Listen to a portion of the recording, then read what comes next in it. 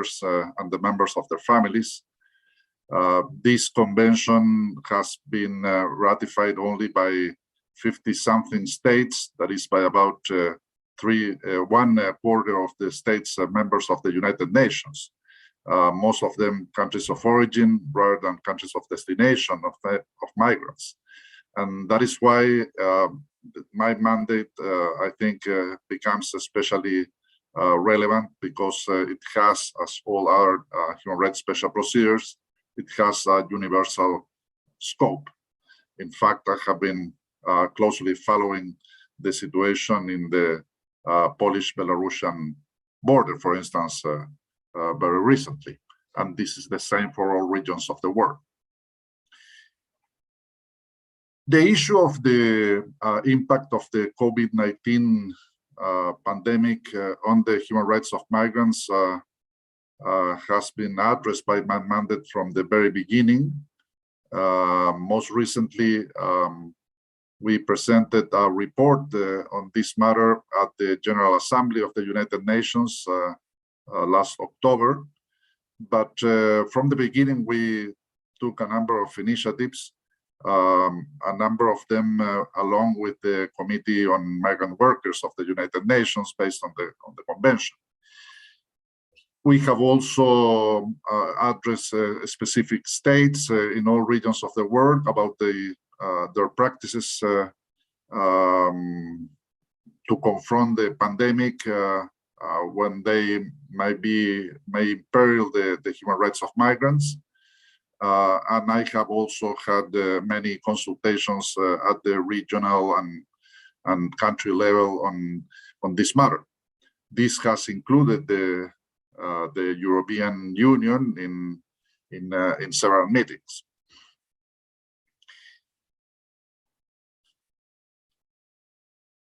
I would say that in many respects, the situation of migrants, the issues surrounding the situation of migrants during the pandemic are not entirely new, but rather they are the old issues, the issues that existed before the pandemic, which have become more acute in this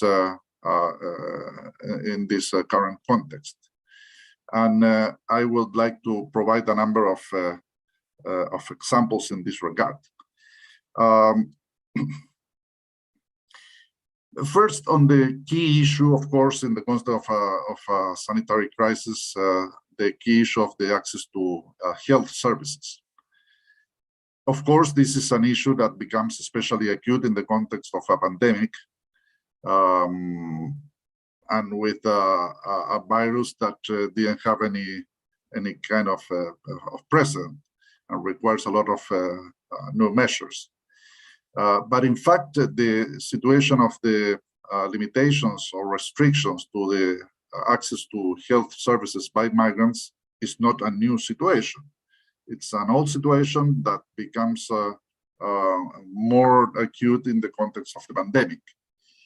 In this regard, we have stressed from my office and also along with the Committee on Migrant Workers, the need for states to provide this access to health services, both to regular and irregular migrants, and especially, but not limited to, the access to public services connected to the COVID-19 virus. In this regard,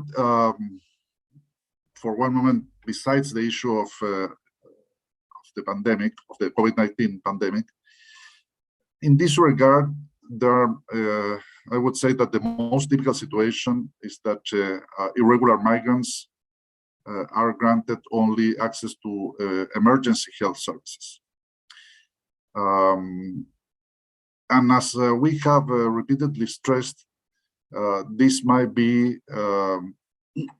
confusing, because many times when a person, in this case an irregular migrant, goes to a hospital, for instance, in an emergency situation, this might be the result of a chronic health problem that has not that was not attended at due time. So it's not the result of an accident or some unexpected health problem, but rather the result of a pre-existing condition. So this emergency shows up as a result of that lack of prior treatment. Now, in the context of the pandemic, this, of course, is much more problematic because there are too many people, as we all know, that are in this type of situation, and that a whole response, a whole sanitary response is needed, very costly many times, to attend those who have to be hospitalized. And the problem is that it's not limited to establishing the legislation or the administrative provisions that irregular migrants will have access to health services in connection with the COVID-19. What happens is that if a long history exists of problems for the irregular migrants to go to hospitals, this is not going to be reversed from one day to another as a result of a change in the legislation. If an irregular migrant from his or her experience or those of his or her relatives knows that if they go to a hospital, they could be detained and eventually deported, that will make him or her think twice before going to the hospital, even if there is a new administrative provision or legal provision that allows him or her to go to the hospital. In this regard, a point that has been made by a number of organizations from the United Nations, including several special rapporteurs, the Committee on the Rights of the Child, the Special Rapporteur on Health, the Office of the High Commissioner of Human Rights, and so forth, is the need to establish strong firewalls between the health services and the migratory agencies.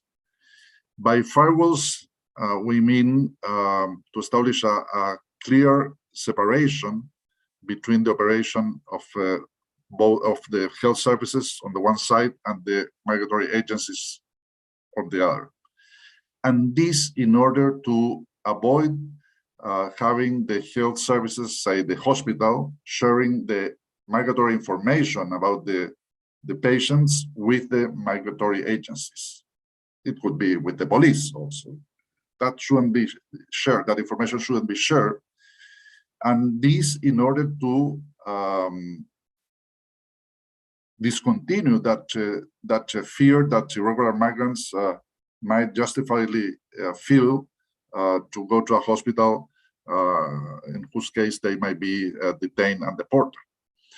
A couple of weeks ago, we had dozens of cases in the Dominican Republic where Asian migrants, women who were pregnant, were detained at a hospital or at the door of a hospital, and later detained and later deported. This is, of course, absolutely against the international law. And although I would call this an extreme example, in fact, occurs on a daily basis, maybe not related to pregnant women in many countries, but to be sure, with many women and many men in an irregular situation. So the need to establish these firewalls is especially acute. Another general point, and I think that this is also relevant in the case of Poland, is the issue of the emergency regulations. In many countries, provisions established in the Constitution establishing emergency measures have been enacted throughout the pandemic. In other countries, emergency laws has been enacted. I understand this is the situation from Poland from a couple of days ago. I would say at this point in most countries, this is the situation that they're not longer using the emergency provisions established in the Constitution, but rather adopting new or applying all emergency measures established at the legal level. And this is, of course, a complex matter because as the history throughout the 20th century and the 21st century shows that emergency measures usually lead to violation of human rights.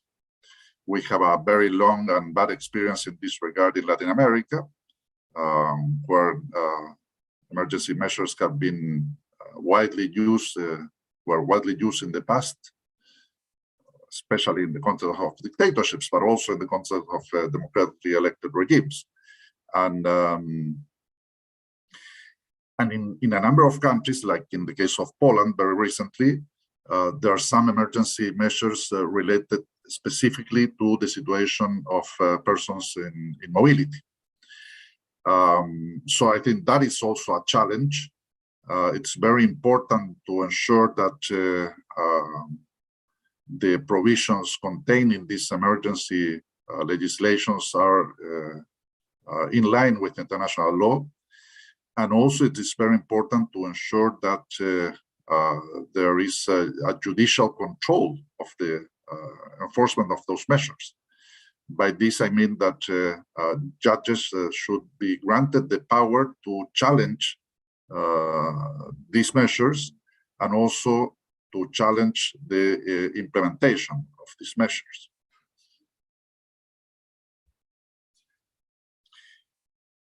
Another point that I think is relevant in the context of the pandemic and for the human rights of migrants is the issue of migratory detention. I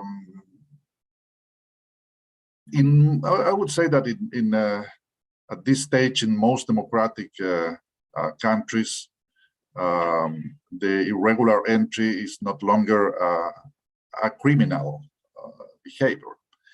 It is rather an administrative fault. This is the case, for instance, in most countries of the European Union or most countries in Latin America. However, this has not prevented the states from maintaining and sometimes enlarging migratory detention. So these are persons who are detained due to their migratory status, to their irregular status, and not because they have been accused of committing any crime. In principle, I would say, of course, it's better not to have this criminalized. I mean, it is better not to criminalize this behavior. But there are many tricks here. It's a tricky matter because, for instance, many times states deny that this is really a deprivation of liberty. I don't know a single state which call detention this kind of deprivation of liberty. We have said from the UN special procedures, including the special rapporteur on torture, my mandate and our mandates, that this is in fact detention. And because there are no criminal charges against these persons, they don't enjoy the kind of legal defense and access to justice that persons accused of committing a crime enjoy, according to international law and to most of the legislation in democratic countries, rule of law countries. During the pandemic, what we saw, I would say, during the first months or maybe for the first 6 months or so, was a strong trend to reduce migratory detention. This was the case of most European countries. Some of them even released all the population who was in detention on a migratory basis. But slowly they started to establish again migratory attention. And I would say that at this point, the situation, depending on the country, but at a general, as an average, I would say the situation is more or less the same that it was before the pandemic in terms of the number of persons in migratory attention. And of course, the situation is not the same. I mean, the sanitary conditions, although there is a vaccine and other measures to confront the COVID-19 pandemic, the situation, of course, is not the same than before the pandemic. So if we have the same, more or less the same practice of migratory attention than before the pandemic, it is a problem because these are persons who are in danger of because of the fact of being in detention, they are in peril to be to catch the COVID-19. So this can become a problem also in health terms for the society. There is also the issue of the restrictions to enter into countries, which has had an impact on the right to seek asylum. In a number of countries, the borders were closed completely during the first few months of the pandemic, and later those restrictions were lifted to some extent. But in a number of countries in the different regions of the world, they have maintained or enhanced the restrictions to enter into a territory and to seek asylum. For instance, with measures of externalization, by which a person has to remain in a third country while his or her request for asylum is being processed, or with a much larger log of delay in deciding these cases of asylum. So it remains very problematic that these persons have to be for a long time waiting for a decision. And as I usually explain, there are many irregular migrants around the world who in fact should be refugees, should have the status of a refugee. And because there are so many problems in having an adequate access to the procedure to seek asylum, they remain as irregular migrants. And this is a problem that has become more acute during the pandemic. There is the issue also of deportations. At the beginning of the pandemic, I would say the situation was especially dramatic. It has been also later, but at the beginning, for instance, I remember some of the deportations that took place from the United States to countries in Latin America.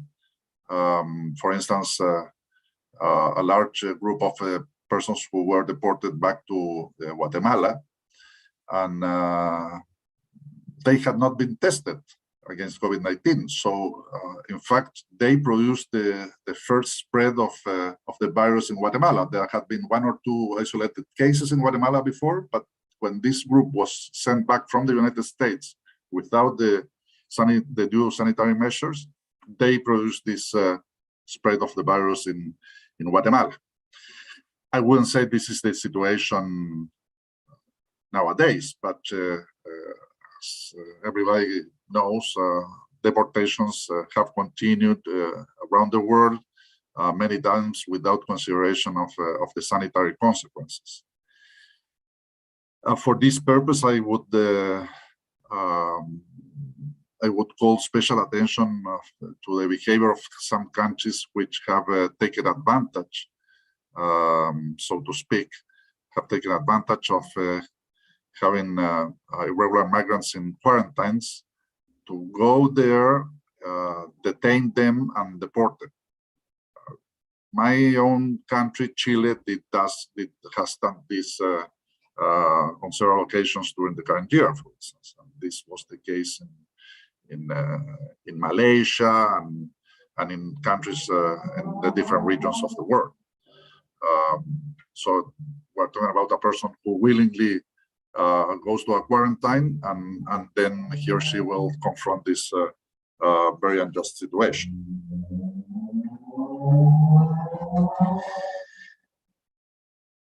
One particular kind of deportation that is becoming more and more widespread are pushbacks,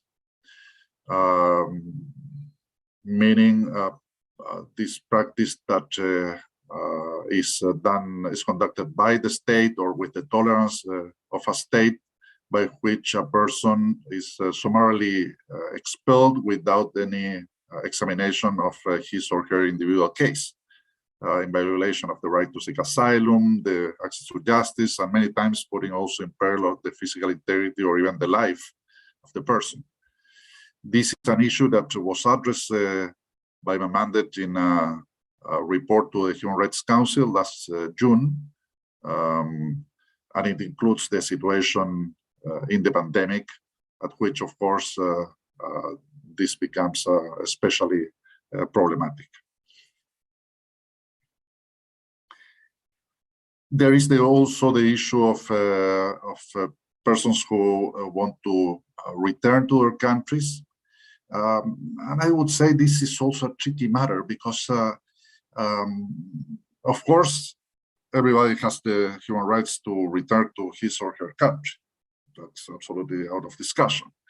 But the question is why so many migrants are trying to return to their countries of origin. And the most likely correct answer is that because they are not getting an adequate reception in their countries to which they had migrated, in particular in the context of the pandemic. So it's very important to enhance the social network and protection by the states to migrants, including irregular ones, so they are not forced to return to countries where the situation is very bad. We have seen this, for instance, in South America. In South America, for the last 5 years or so, the main,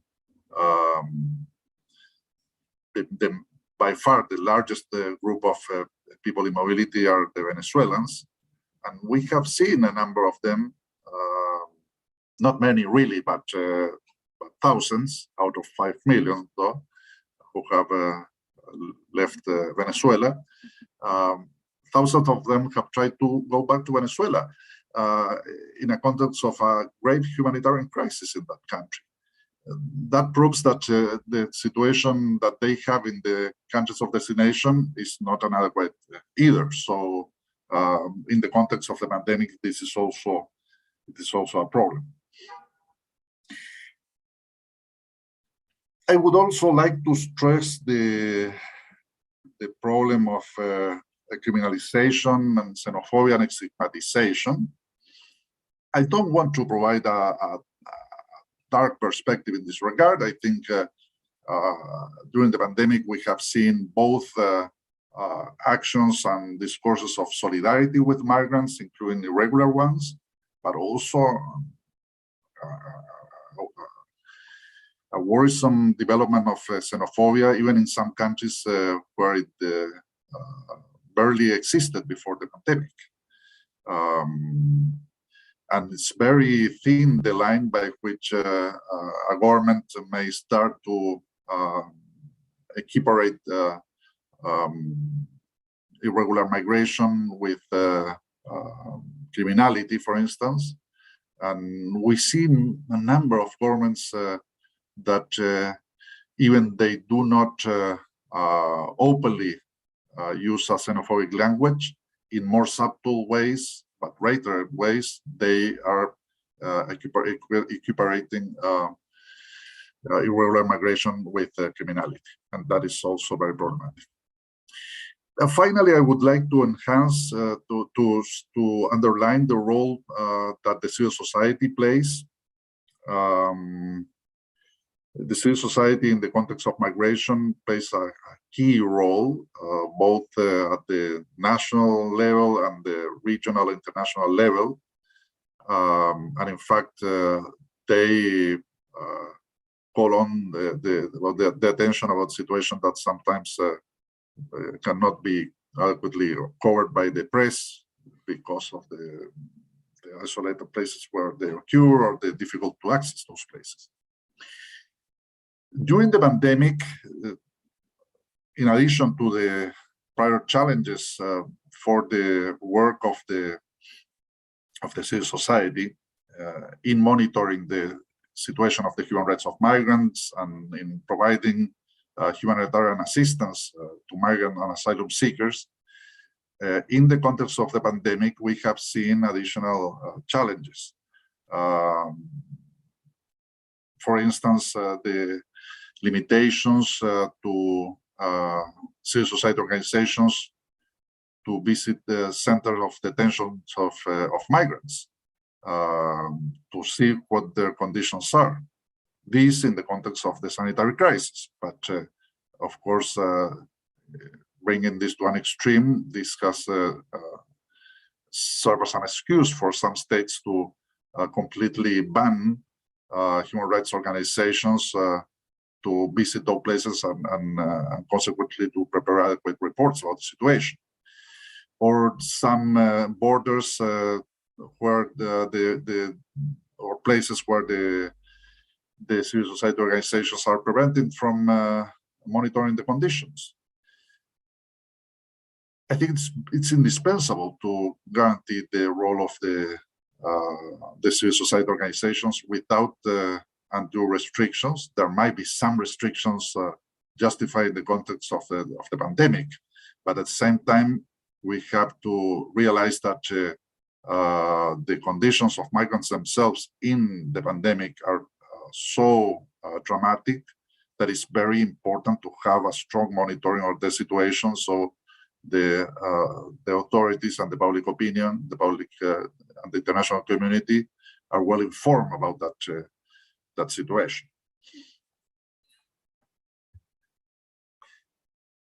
So in the end, I would say that this is a very complex situation that we confront. In many respects, the current situation of migrants is a development of prior features in a more difficult context, and I think that is very important to move ahead in this regard. And also, I would like to end by mentioning that it's important that states adopt measures to regularize migrants in this context. A number of countries have done so on a temporary basis, allegedly until the time that the pandemic ends. I think it's very important to consider that the pandemic will not end from one day to another, and that its economic and social consequences will persist. So it's important also that migrants are in the position to continue residing in those countries and getting access to health even after the pandemic, because they are not going to have the means to do by themselves. So I'm open for the discussion, to hear the panelists and the discussion. Thank you very much.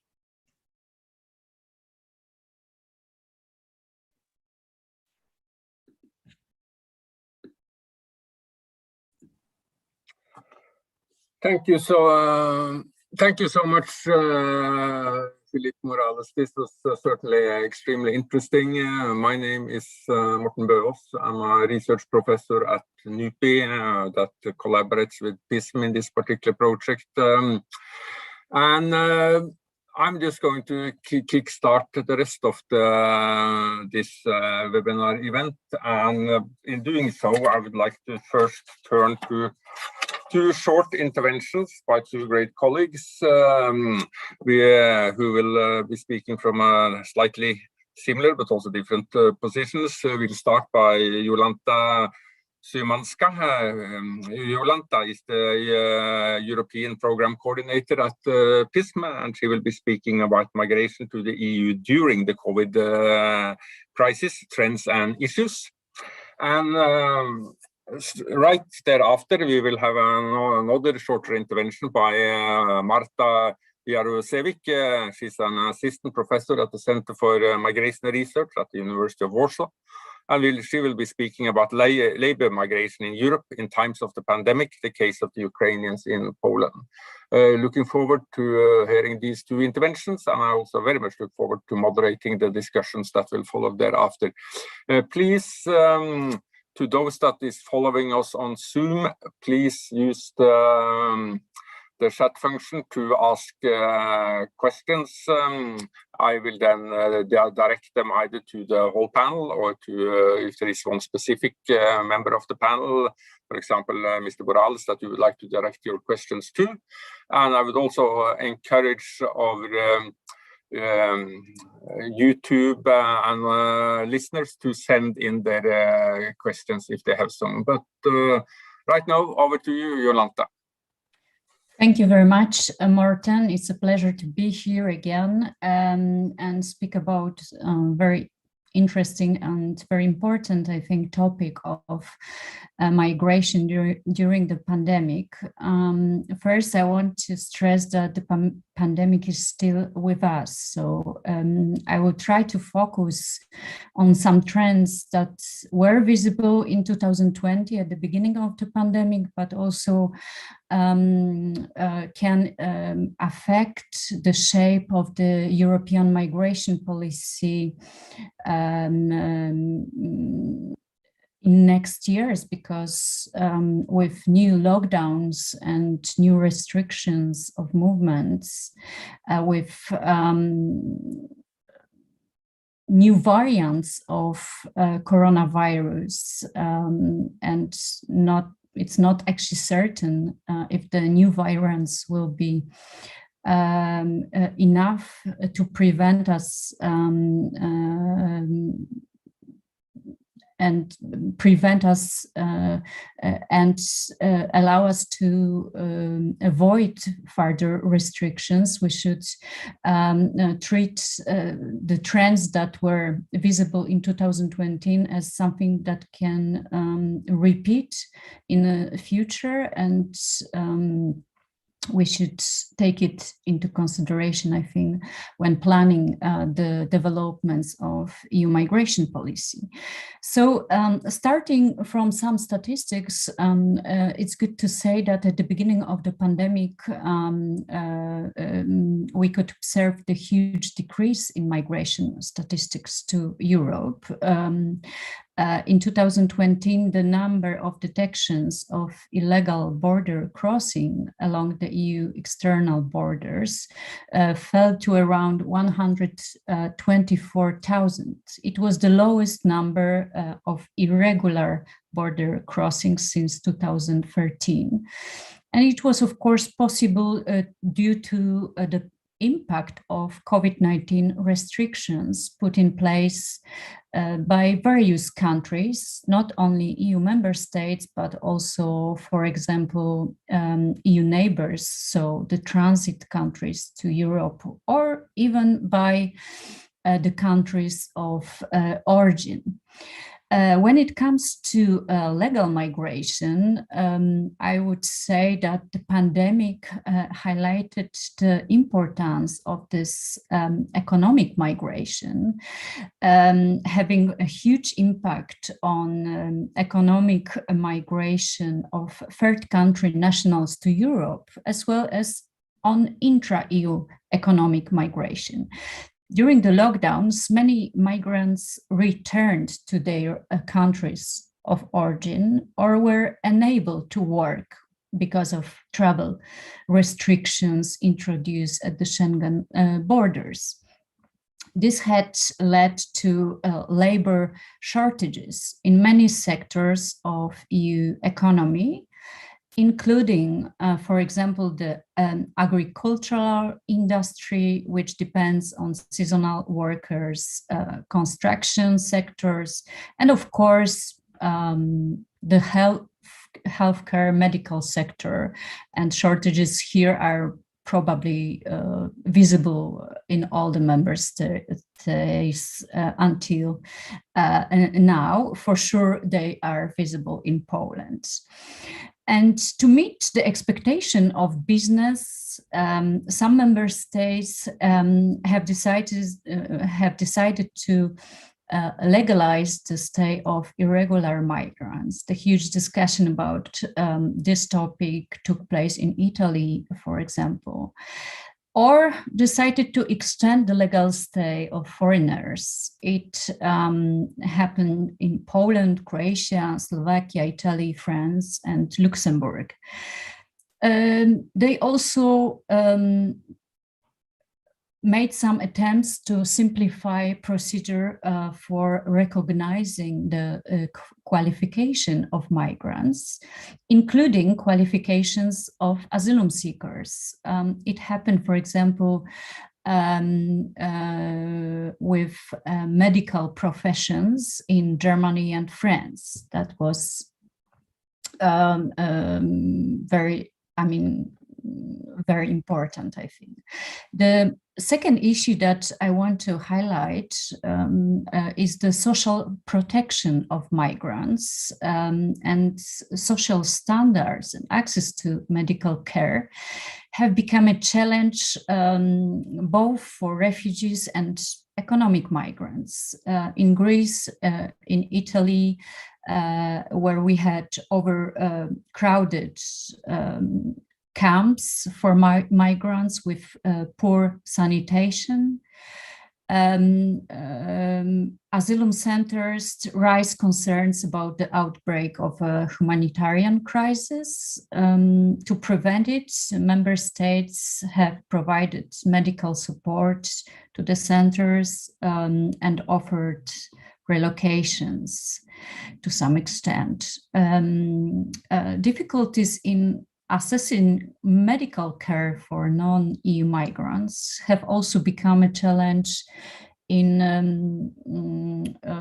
other member states. We can say in all member states, in fact. But public debates in Belgium, France, and Spain call, for example, for the extension of medical care for irregular migrants, because without the access to medical care, and now without the access to vaccination of those people, they may create a risk for public health. The indirect effect of the pandemic on migration to Europe is also the instability in EU neighborhood. And this instability call into questions the EU strategy toward migration, the strategy which is based on the cooperation with neighborhood countries, mainly with Turkey, but not only, also with other neighborhood countries. The post-pandemic economic crisis is taking its toll on the EU periphery, stimulating on the one hand migration flows, and on the other generating tensions between the transit countries and the EU. As an effect, we can observe increased risk of pushing to Europe refugees already present on the EU, on the territory of transit countries like Iran, Turkey, but also economic migration from neighborhood countries where economies are largely based on tourism and have been significantly affected by the restrictions on travel. It was already visible in migration statistics last year, when we could observe the increase of migration from countries such as Tunisia or Egypt. And how is the European Union policy on migration? I think that we still cannot observe impact of the pandemic in migration proposals of the European Commission, maybe only on a recent proposal on Schengen strategy, which aims at rebuilding trust between member states and gradually lifting border restrictions. But in my opinion, the strategy should focus much more on integration policy, this aspect of social care for migrants, and generally on the economic migration, which I already mentioned is so important for the European Union. And here the pandemic really can have this crucial impact. Okay, I will stop here, and I'm also open for further questions. I know that Marta will say a little bit more on economic migration also, so thank you. Thank you, Jolanta, and I think we go straight over to Marta. Marta, please, the floor is yours. I hope you are still there. Yeah, hello. Hello, Martin. Hello, Mr. Morales, Jolanta. Hi. Listen, I would like to share a presentation. May I? Yes, you may, but okay, you have to share the screen. Yeah, I think I will share the screen, but can you help me? I mean, can you tell me when it's on, okay? Because I am not sure. Okay. Is it on? It's on. Okay, I will just put the full mode. Okay. On, right? Cool. Okay. Thank you very much. At the beginning, I would like to say thank you, PISM, for inviting me, and Mr. Morales for very excellent speech. I mean, so comprehensive, so rich. I mean, of course, in 10 minutes intervention, I will not be able to kind of answer like all the questions you raised. I mean, but also I need time to digest also, right? Some your ideas, but maybe before I start, I will tell that, of course, like these are the topics we would like to monitor and observe more. I mean, like the human rights violation of migrants as observers in Poland as well. But the main issue here is that like we are also kind of very much limited in the way we conduct research. So generally, like there is no access for us to many places that we used to have access due to pandemic limitations. So it means that like there are the many things I will be referring to, we don't know whether it happened, right, already, because we still didn't come back, and I don't know whether we will, to fully fledged empirical research, field research, right? So it was a small remark. Okay, so as this is what we know, right? As Mr. Morales also mentioned, so we are like COVID-19 epidemics and like the impact on migration. We are living a natural experiment. Of course, like he said so, she said so. Bridget Anderson said so in 2012. Now it changes. I mean, we know a little bit more. We can mention some trends, but still, I mean, this is really experiment. But what is good is that more and more research is coming, and there are already a lot of research on other countries. On Poland, maybe less, but we are as researchers also trying to do our best. So generally, the main feature was reduction of travel and mobility, mentioned by both Mr. Morales and Jolanta. So according to recent IOM MPI report, like in this moment of this first lockdown, right, the most severe restrictions, even as many as 92% the international flights were reduced by 92%. So it was the first time in history when such restrictions took place, right? The second thing that we were observing also in Poland, and I was dealing with personally, so maybe if like time allows, I will tell more. It's panic migration, meaning it was also observed at the beginning in the first phase. In case of Poland, March, April 2020, quick and planned return migration often performed in unsafe conditions. And in case of Poland, only in March, April 2012, as many as 145,000 Ukrainian migrants left the country in panic return migration. It's not first, of course, this number is high, but also there are issues about the way this panic migration was kind of organized. I mean, they were special trains who took those people, but a lot of them also left for Ukraine via the foot border crossing, often in unsafe conditions in terms of pandemics, right? Without any sanitary conditions, right? So it was a first attempt, first kind of experience we have with pandemic in case of migration. The other thing that still requires, and this is quite general remark, so it still requires research, is growth inequalities and migrant vulnerabilities that arose in effect of pandemic.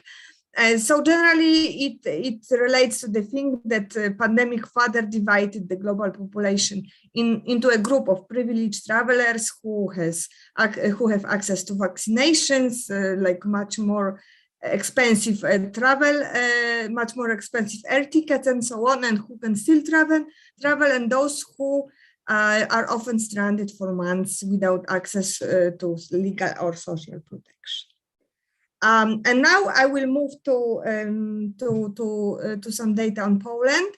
This is where I took those data. So I analyzed the administrative statistics, my own research, which only started, so that's why these are only initial pilot results on mobility migration, the COVID-19 epidemic in Lithuania and Poland. And this is really a topic for Poland, emergency, right? I mean, what Mr. Morales was mentioning, how Polish government has been conducting this emergency policy, what kind of effect it will have for both democracy, but also for introducing other kinds of emergency. So we are discussing whether implementing and this emergency state would be possible at the Polish-Belarusian border, would be possible without previous emergency state, right? Or whatever, some kind of measures. So this is what we are discussing, and also the results of the expertise we did, but it was also last year, so it was very initial one, on the future of migration dynamics in Poland for the Ministry of Internal Affairs. And also, thanks to my colleague, Professor Agata Górny, she did first in Poland survey research on the effects of pandemic on Ukrainian and Belarusian migrants that I will refer to as well. So I'm sorry I didn't have time to translate this slide into English, but generally what we, together with our other colleagues at CMR, Center for Migration Research, what we noticed is that actually due to the maybe demands on the side of the employers and other economic conditions, it means that generally we didn't expect, and it became true, we didn't expect decrease in migration, right, in labor migration in Poland. And apart from this panic migration, which was more a psychological kind of reaction to unknown, generally, Poland needs labor migrants, and majority of those migrants came back or new came, right? But it was we had a small decrease in 2020, but then the situation not only stabilized, but even the numbers are higher. So this is Eurostat statistics showing the number of first residence permit issued in the EU as a whole and in Poland particularly. So as you can see, in 2019 was still good, yeah. 2020 there was a small decrease, as you can see, right, of the number of first issued residence permit, but still. I'm sorry, but we cannot see your slides. You are still on the first. If you are referring to a slide, you need to show it. I'm only seeing your very first slide, which says COVID-19 and immigration to Poland. Now? Now I see them. Fine.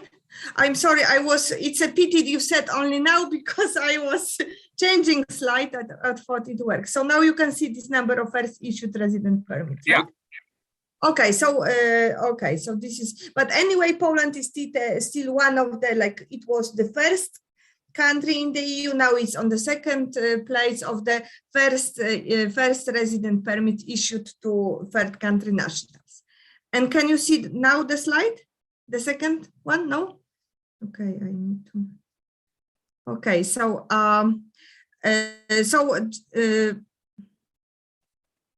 as you can see, this is the data now of the Ministry of Social Policy and Family, which is responsible for labor migration as well.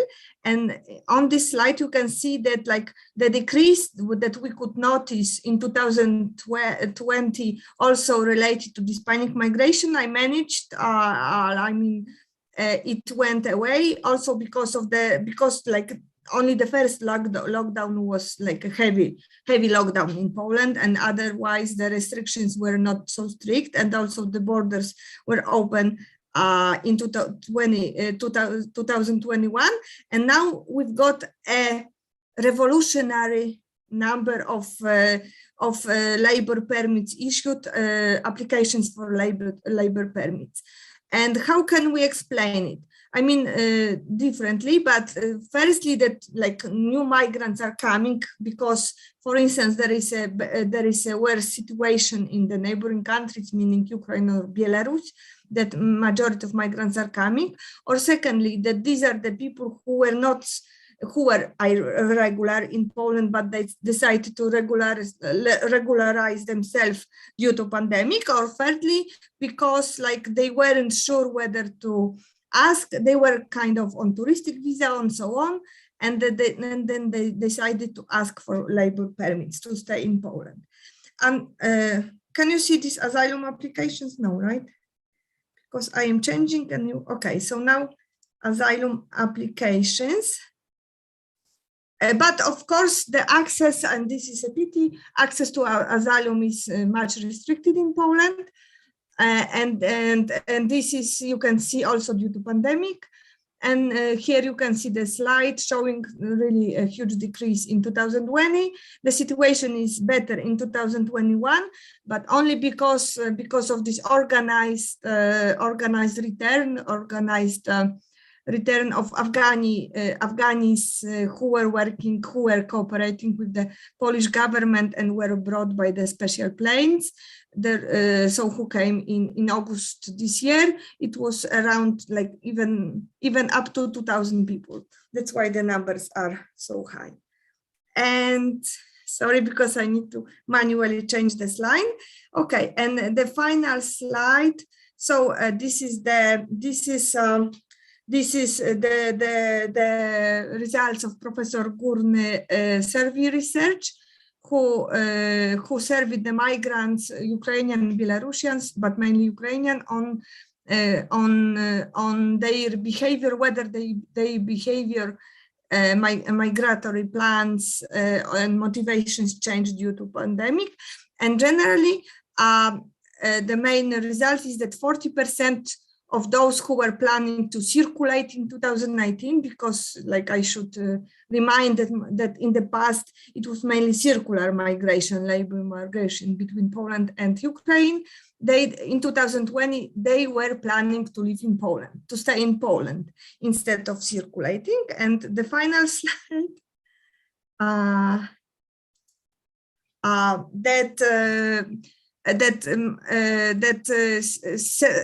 even up to 70% of migrants felt disruptions due to the pandemic. Among them, even also almost as much as 70% extended their stay in Poland, right? So they stopped circulating, while 20% suffered from lack of travel and rest. So meaning, for instance, they stayed in Poland, but they could not travel to see their families, and they didn't have holidays, right? So they needed, because if you stay in Poland, it means you need to, and this is what was also discussing in smaller researchers, that you need to pay for apartments, apart from the lack of, for instance, access to healthcare. Like migrants cannot rest while staying in Poland, because like they need to have some money to rent apartments, right? So this is why they couldn't like have holidays as in the past. And also the other experiences linked with COVID they experienced were uncertainty related to work. So they needed to change, or they weren't sure whether they will be able to keep the previous work. Absence of contacts with family, insufficient information of new legal regulations. Maybe the final comment of this uncertainty related to work in Poland. I mean, so luckily for migrants in Poland, I would say, luckily for their flexibility, even if they lost jobs at the first wave of pandemic, they were able to find jobs in new sectors. So, for instance, of course, in the sector of agriculture and this concept of essential migrants. So, of course, the Polish economy needed migrants in agriculture. It didn't change, but a lot of migrants who used to work, for instance, in industry or other kind of services moved to those services related to pandemic, like courier services, and retail, say, and so on. So they showed flexibility. And yeah, but so generally, like concluding, majority of migrants needed to decide to regularize and to stay longer in Poland. And so generally the main consequence of the epidemic on them, apart from the disruption of the whole life, right, disruption of like working conditions, was the decision that they needed to make to change their circular way of migration into more permanent migration. Thank you very much.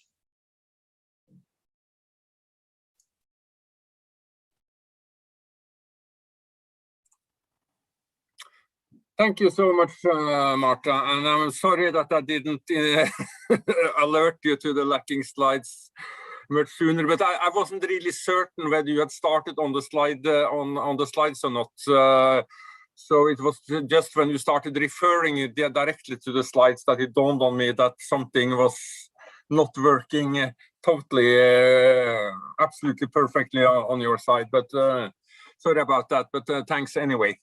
Okay. Let's now move to we are now moving into the sort of dialogue discussion phase of this seminar. We have about sort of 20-something minutes remaining, so we should head straight into it. I would like to start with one particular question to all of you, and then I have from Patrcja, particularly as a question to Mr. Morales, but to all of you, and this sort of relates also to the question that Patrcja has posed on the chat, is that can the world learn to live with COVID-19? If we assume that, as you also hinted towards, Jolanta, that this may very well be the new normal. Can the world learn to live with COVID-19? And to follow up on that, because it relates also to Patrick's question that went directly to you, Mr. Morales, is that how, if the pandemic is defeated, how will then migration look like?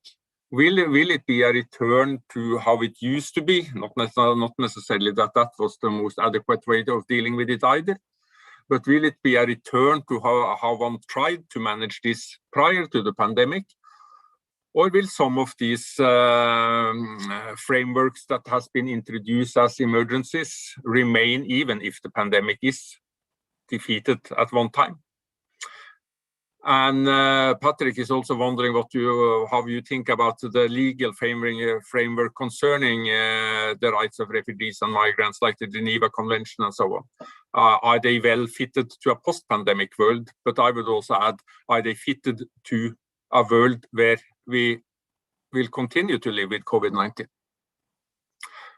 So I think we'll start off by that. Mr. Morales, would you like to start, and then we can continue with Jola and Marta? Thank you very much. And I think that the presentations by Yolanda and Marta were very useful also to provide a whole picture of the situation at the international, regional, and national Polish level, and showing how many of the features are the same in the different regions with more intensity or less intensity.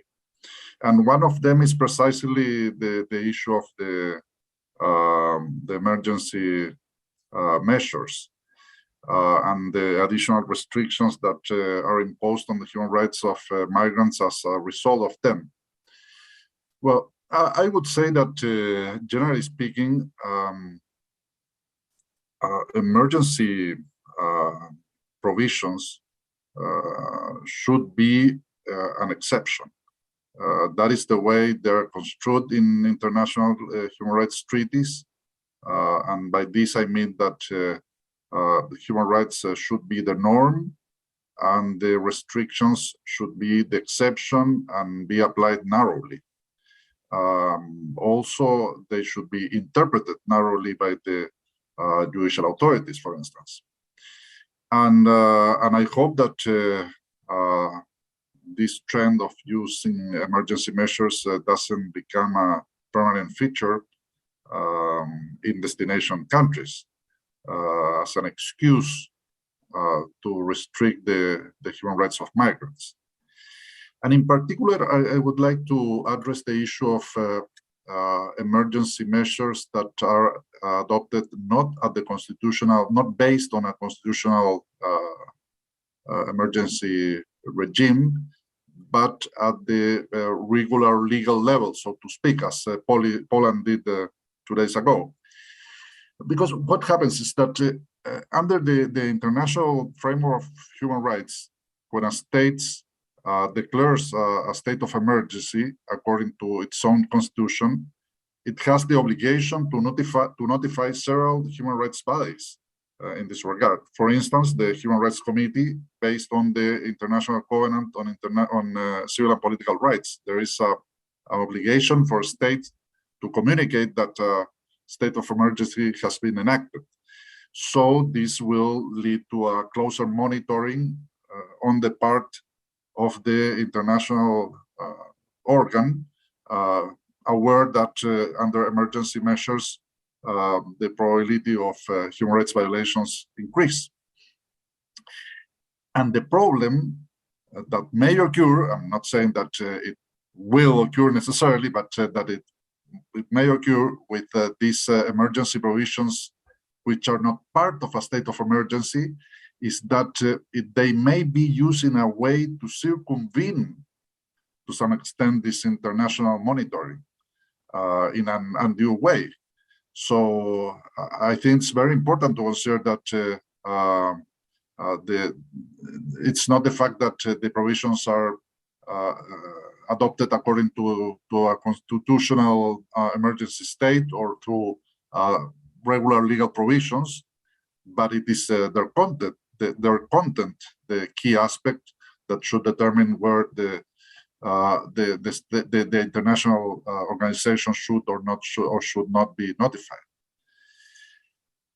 Concerning the second, I'm sorry, I know that this is not a law school environment, but I hope that I was clear enough about my point.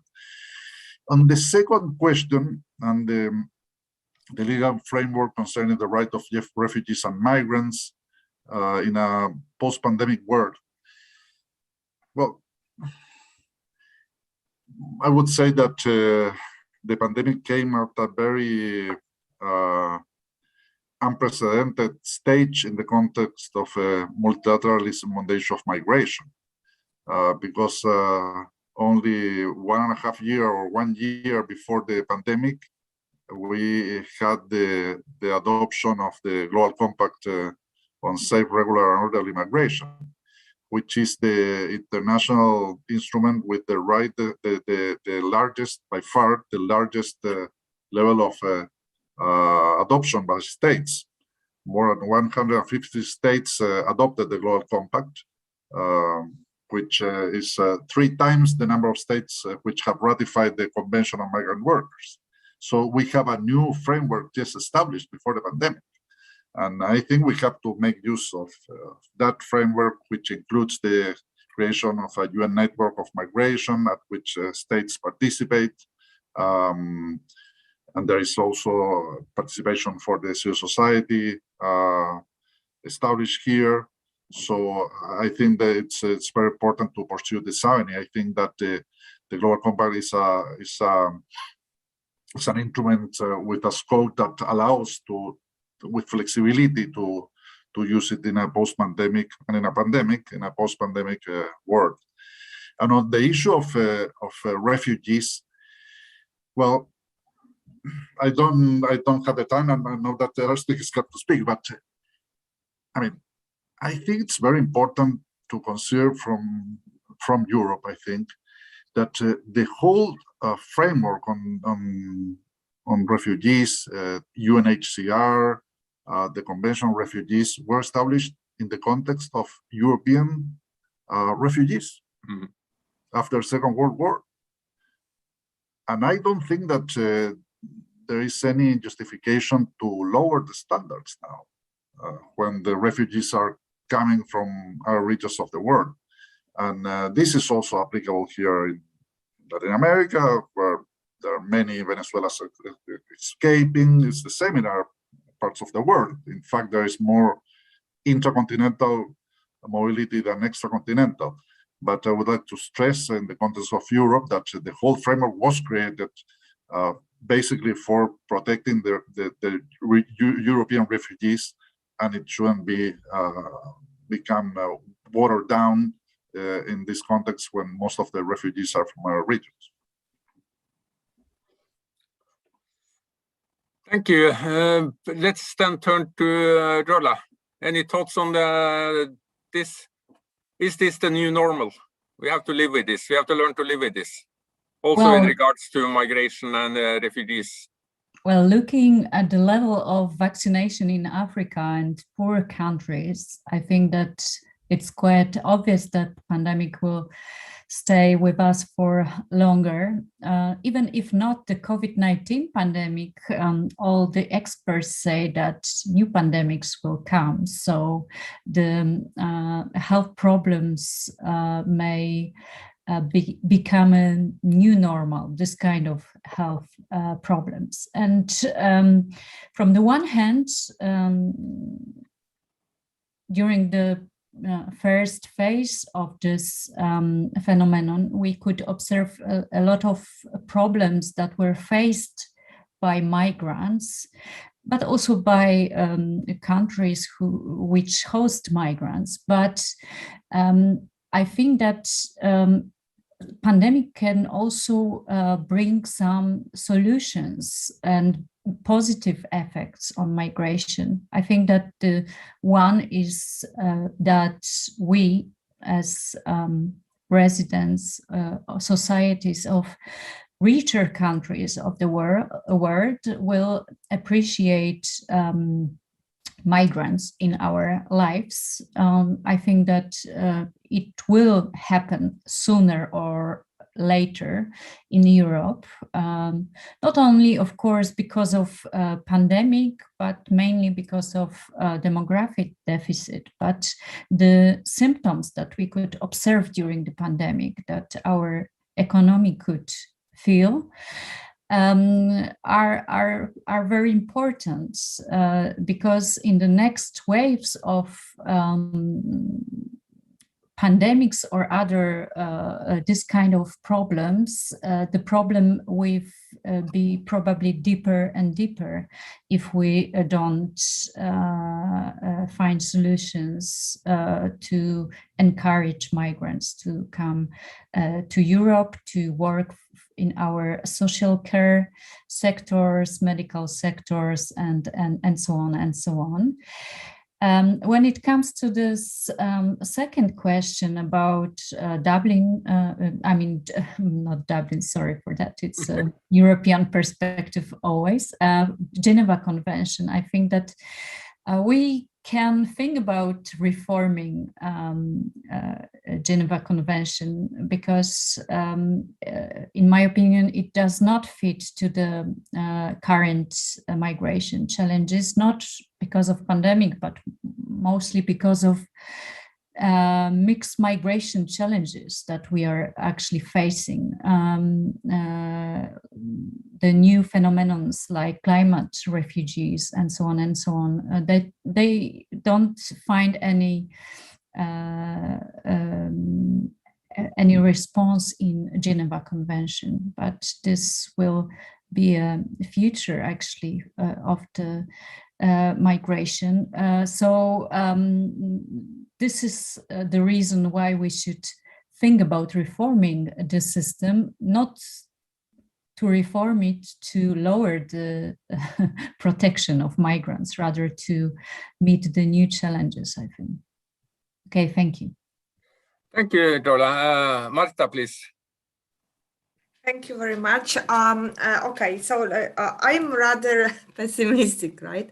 So I think, like, of course, I'm not an epidemiologist, but still I believe that like pandemic will stay with us, virus will stay with us. And also, like Mr. Morales mentioned, I mean, the national governments, they tend to easily routinize, right, the emergency measures. Then once they are applied, it's difficult to get rid of them, kind of.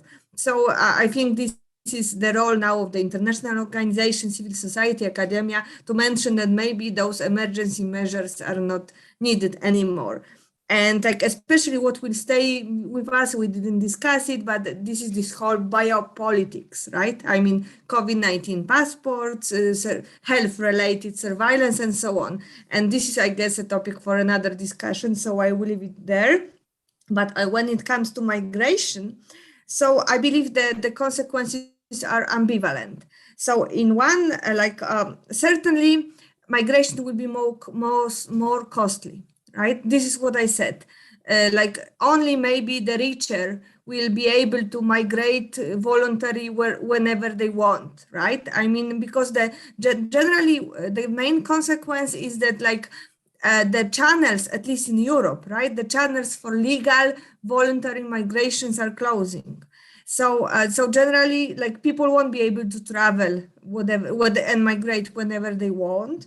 What is the option? But what is the option? The option is certainly there will be a greater role of organized migration schemes, also labor migration schemes. I was, of course, demography is not on our side in Europe. So this will be a new reality. At the beginning, I really liked this essential migrants concept, right? But on the other hand, I mean, it's nice that the government recognizes that they are essential, but as research shows, it doesn't mean that, for instance, they are also essential in terms of fair like access to all the social services or like fair access to money, right? To decent pay for their work. And when it comes to and also the second aspect is irregular migration. When the legal channels are closed, there will be more crises like the current one at the Polish-Belarusian border, right? Because like this irregular migration will be the only possible way. Thank you. Thank you, Marta. And I do think that we are pointing towards, all of you are pointing towards something extremely important here, and that is that to a certain extent, I mean, we know that in order to fight the pandemic and control the pandemic, we need mobility needs to be controlled in some ways, because the more people we meet, the more likely we are to spread the pandemic. But as the pandemic has also shown, I mean, is that how much, at least not European countries, but not only European countries, how much we need migrant laborers. So, I mean, to follow up on that, but I also see there is a new question in the chat there. So we take one more round on these two. First, I mean, to follow up on that, this sort of conundrum between sort of reducing mobility to reduce the pandemic or the spread of the disease on one hand, while our economies depends and needs mobility and mobile workers, migrant workers. In your point of view, could this lead to a new interest in the Convention on Migrant Labor? Could this give a new, not necessarily a new start, but sort of produce even more momentum into the Global Compact on migration? I would like to hear your views on this. And then it's a particular question from Mr. Morales, which I think is very pertinent, and that is basically, in your work, how has the COVID-19 and at least in some European countries, a less favorable and less acceptance to migration, how do you observe this in your work? And do you find it harder to deal with some governments, as some governments become less receptive to concerns and suggestions concerning the rights of migrants? So a couple of minutes from each of you on this, at least on the one issue, and to you, Mr. Morales, on the two on these two issues. So, Mr. Morales, would you like to start? Yes, the truth is I didn't understand quite well your own question, Mr. Bose. Maybe I can address the one that is in yeah, but I mean, okay, I'll repeat it if I wasn't clear enough. I mean, I was just wondering whether, I mean, obviously, I mean, in countries, take the UK, for example, who certainly realized that there are shortage of workers. We see that this also in a lot of other countries, migrant workers has returned, gone elsewhere or returned to home of origin, and suddenly there is a shortage of workers in many places. Can this lead to a new renewed interest in the Global Convention on Migrant Workers? Could it lead to a sort of even larger interest in the Global Compact? That was the question. All right. Yes. Well, yeah, I think it's very important to ensure that there are enough regular avenues for migration, and that is the whole purpose of the Global Compact. And in fact, the UK is an example of how the participation of migrants in the labor market is a key issue. And I hope that this situation and other situations that have been taking place in the context of the pandemic due to the restrictions in mobility will show states that the economic contributions of migrants is an important one. Now, concerning the impact on the work of my mandate, well, I would say that the main obstacle have been the problem of visits to monitor the situation in the field. We, the special rapporteurs, are just starting to conduct visits again. So I would say that is the main issue. Of course, we get information from many sources, including governments themselves, national human rights institutions, the academia, the non-governmental organizations. But it's not the same than going to a place and meeting with the persons there and hold a press conference and prepare a report. Otherwise, I think that there hasn't been a negative impact. I don't see a difference in my relationship with the states, generally speaking. During the pandemic and before the pandemic, the tension with some states, including some European states, was already in place. for a long time, I would say, and it depends on the topic. For instance, this year, when I presented the report on COVID-19 and migration at the General Assembly, there wasn't much criticism to it, really. But states tried to show how their practices were according to international law in this regard, this and that.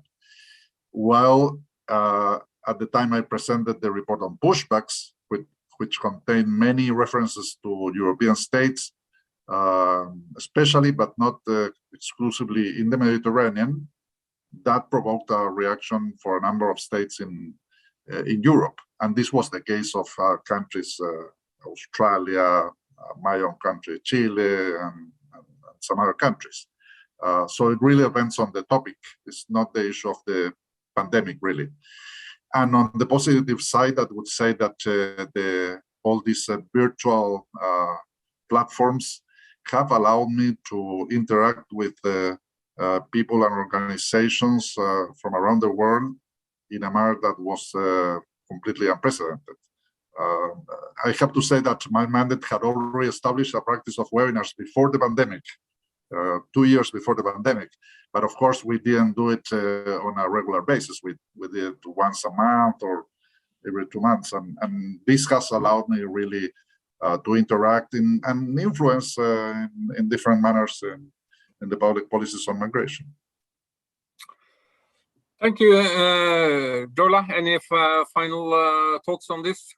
Yes, I can add only that actually, as I mentioned already, I am quite optimistic when it comes to this impact, long-term impact of COVID-19 on migrants' rights, because I think the also maybe indirect effect of this pandemic is the deepening the demographic crisis in rich countries, as Poland, as European countries.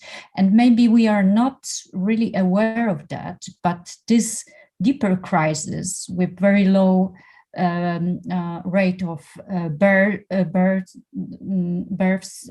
with huge statistic of deaths, will result in huge gaps sooner or later on the labor market, and we will need to fill them.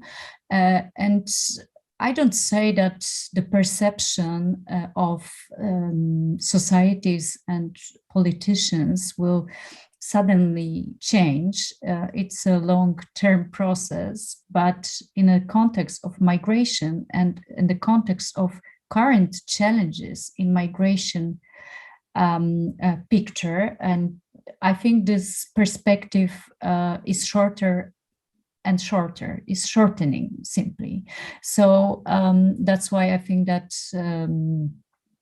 it will come sooner than later. I mean, the shift must be seen. Thank you, Marta. Thank you. Very quickly, I'm not expert on Global Compact, so I will say like a little few words from the perspective of the region. So as I said, I believe that the role of the organized labor migration schemes will be growing, right? And which means because like there won't be possible for migrants to voluntarily like move, right? For instance, from like other countries to, let's say, Poland. So far, Poland didn't sign any labor migration labor agreements with any country because yes, like Ukraine and Belarus, where the majority of migrants are coming from, I mean, it was easily accessible, right? We've got like common border, and there was the circular migration. But this is the matter of time when Poland would need to start signing those agreements, maybe with the countries that are located much far. And of course, this is also up for the international organizations, I believe, and also to promote the best solutions where the human rights of migrants are not violated, right? I mean, because on the one hand, of course, I mean, maybe then migrants are not so susceptible to human smuggling and so on, but they are susceptible to exploitation on the side of the employers, and the role of these facilitators is growing. And also there is a huge discussion, maybe not huge, I mean, among us, migration scholars and experts, there is discussion how really to deal with this, the growing role of all those facilitators, right? And of course, we don't have time, but I would be very much interested in seeing Mr. Morales' ideas on the role of facilitators in migration movement, like globally. Thank you very much. Thanks to all of you, and I guess I now will hand it back to Patrcja for some fair final comments or thanks. So, Patrcja. Actually, I wasn't planning on concluding. I thought you would, but it was an immensely interesting discussion, and we ran a bit over time already. So thank you very much. We were happy to host you, Mr. González Morales, and thanks, Morten, for your cooperation. I mean, I am talking about NUPI in organizing this. Actually, my colleague Patrick Kugiel is not visible and has not been here, but he's actually the mastermind behind this seminar.